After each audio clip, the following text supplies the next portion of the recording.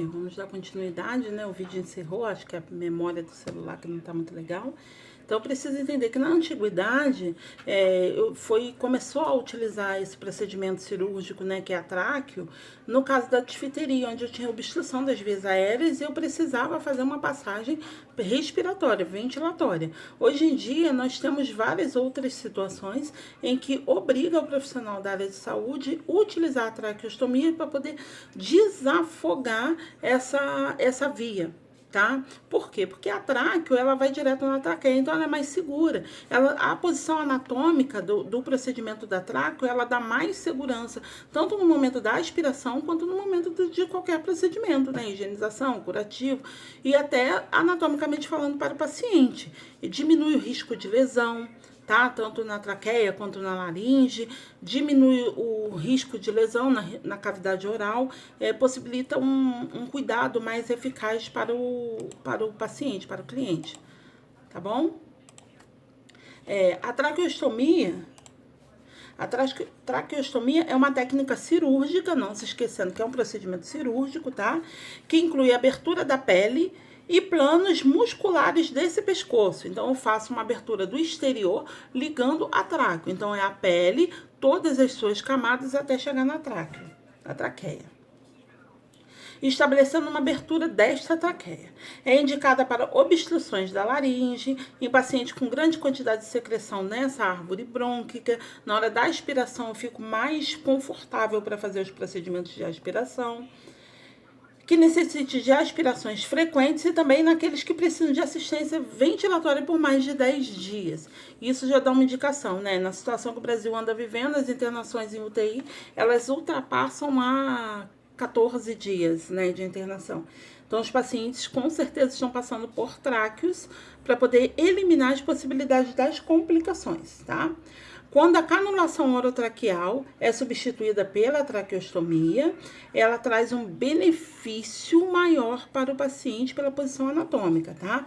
Pelo orifício estabelecido, se introduz uma cânula de traqueostomia. Então, tem uma ligação direta da tráqueo na cavidade para poder fazer para poder facilitar na parte ventilatória e trazer um conforto maior para o paciente e para a equipe de saúde, evitando complicações e lesões e até a sepse e complicações internas. Vocês observaram que pode ter necroses, né, fissuras, obstruções por conta dessa intubação. Isso daí facilita bastante o processo de tratamento do meu cliente.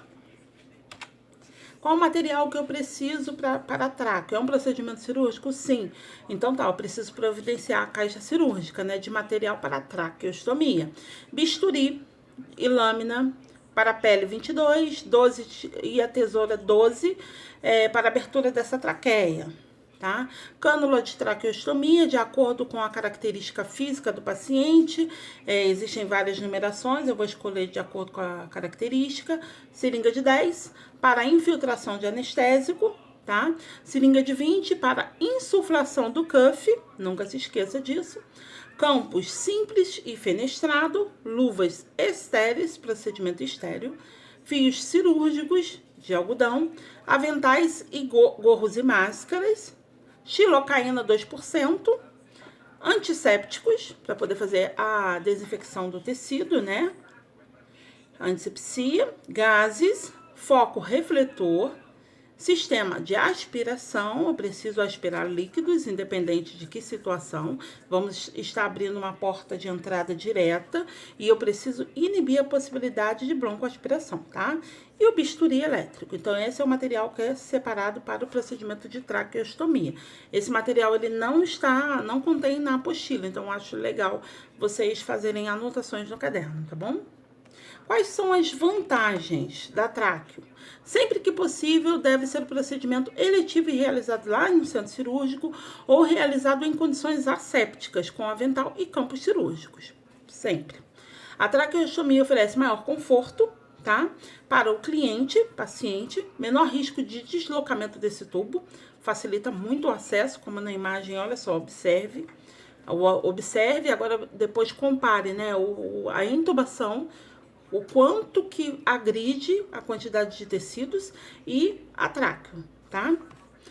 Menor risco de deslocamento desse tubo, maior facilidade de limpeza dessas vias aéreas. Essas são as vantagens da tráqueo. Complicações precoces: pneumomediastino e pneumotórax. Embolia gasosa, fístula, tráqueo-esofágica, posição inadequada de cânula podem provocar perfurações das paredes laterais e posteriores dessa traqueia. Então, tem todas essas complicações precoces. E tardias: obstrução devido ao tampão mucoso, tá? Rolha, ele pode ocasionar essas rolhas elas atrapalham, até no momento da aspiração elas dificultam todo o nosso trabalho, tá? Traqueobronquite, traqueobronquite, pneumonia aspirativa. Então, eu tenho um processo de pneumonia pela aspiração, não se entendendo que a aspiração você retira, né, daquelas vias aéreas todo tipo de secreção e pode facilitar o acesso de acúmulo de resíduos que pode facilitar a produção de bactérias e trazer a pneumonia.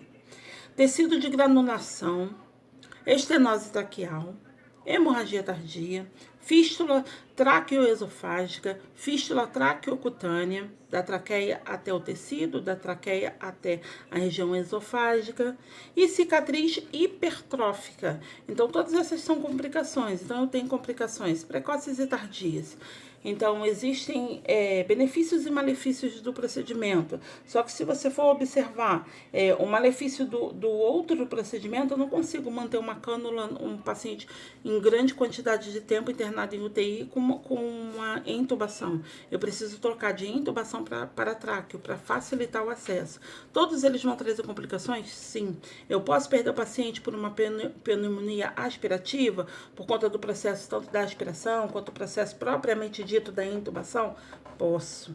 Pode vir a ter uma sepse? Pode. Infelizmente, mesmo nós tomando todos os cuidados, isso pode vir a acontecer. Mas para isso, nós precisamos ter uma ciência de todas essas complicações para evitar com que o paciente venha a ficar lesionado por conta da falta de conhecimento do profissional, tá? Os vídeos vocês vão entender um pouco mais, que é difícil, né?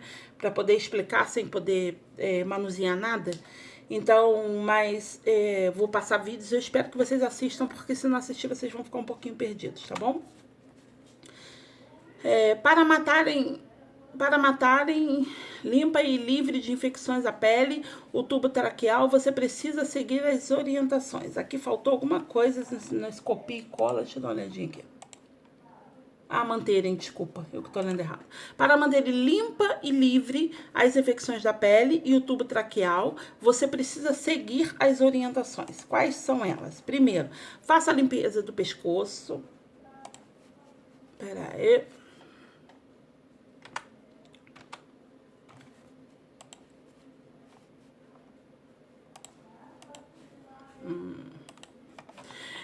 Retire a cânula de metal, tá?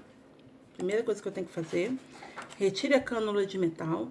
Lave com água e detergente líquido, escovando por dentro, para retirar toda a secreção acumulada. Então, aquela parte exteriorizada, ela precisa ser higienizada. Então, ela vai ser lavada com água e sabão, tá?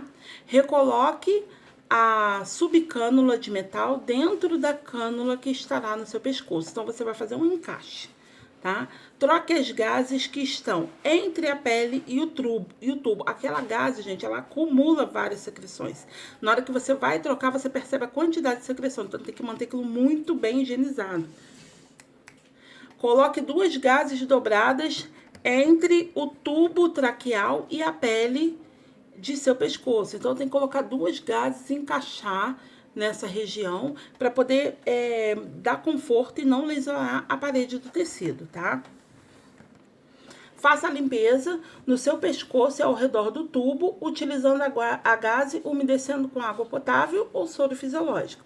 Então, tem que fazer a limpeza desse tubo, das secreções, tá? Eu preciso entender que aquilo ali foi feito um procedimento cirúrgico, é uma abertura. Então, eu preciso, além de tirar as gases, eu preciso fazer a limpeza, a higienização. Realize este cuidado 5 vezes ao dia e sempre que necessário. Cuidado com a fixação dessa cânula. Então, eu preciso ter esses certos cuidados, fazer a higienização, saber que essa gase ela vai encharcar, que eu preciso fazer a troca. Se esse paciente estiver em unidade hospitalar, essa é de responsabilidade da equipe de saúde. Se esse paciente ele estiver em ambiente domiciliar, a gente precisa orientar muito bem os seus familiares, tá?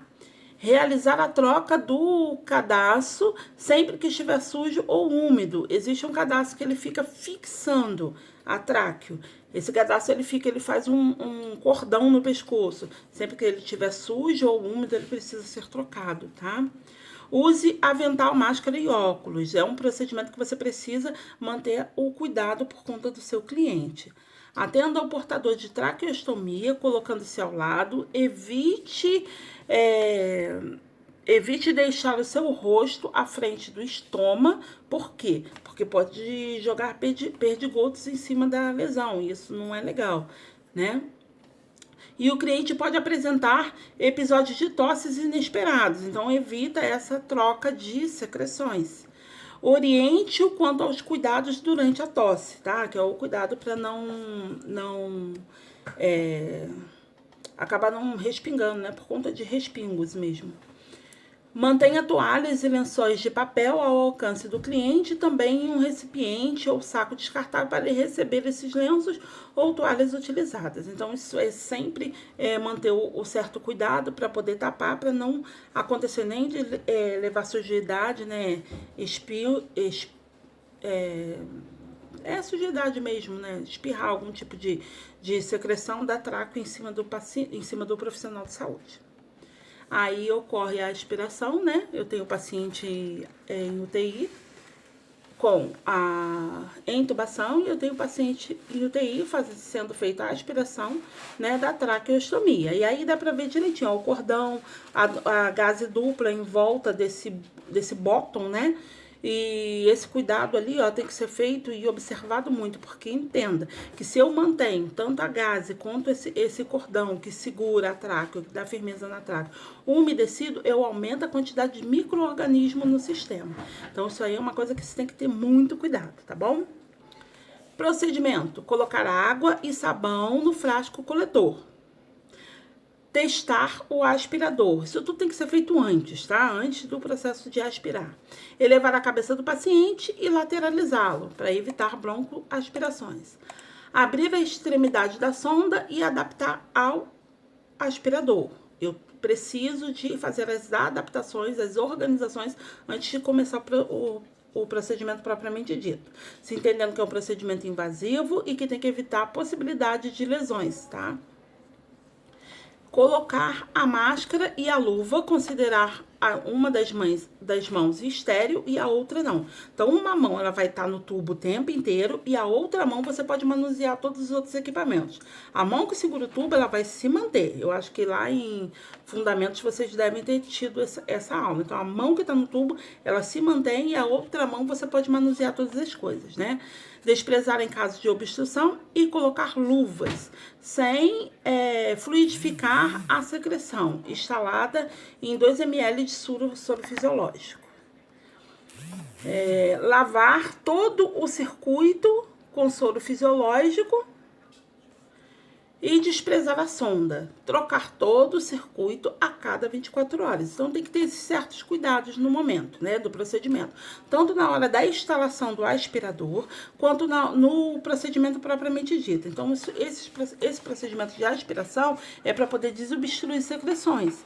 E essas secreções, elas precisam ser retiradas da passagem, porque o paciente ele já está recebendo oxigenação ou ventilação por tubo.